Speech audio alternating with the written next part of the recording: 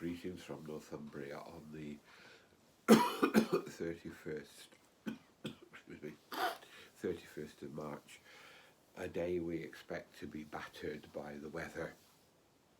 Weather forecasts are telling us that we're going to have a terrible day here.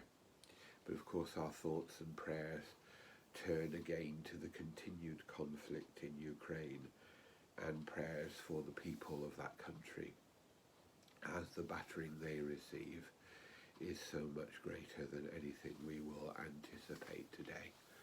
And so we pray for peace. Some words from the poet John Donne, who was Dean of St Paul's. Batter my heart, three-personed God, for you as yet but knock, breathe, shine, and seek to mend. I'll say it again. Batter my heart, three-person God, for you as yet but knock, breathe, shine, and seek to mend. Those famous words from John Donne, it epitomised his life. He was born as a Roman Catholic, but was not at all religious. He went to Oxford and Cambridge, didn't get a degree, worked as a lawyer and as a clerk and as a secretary, and eventually, without permission, married his patron's niece, who was only 16.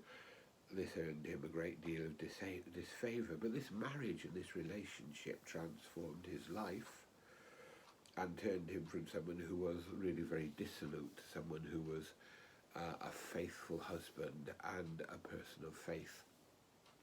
He was eventually ordained and became Dean of St Paul's.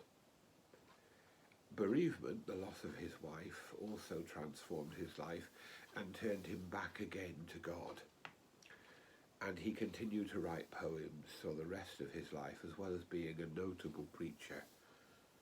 He fell very much out of favour until the 20th century, when people like T.S. Eliot spoke of their debt to him and to his poets.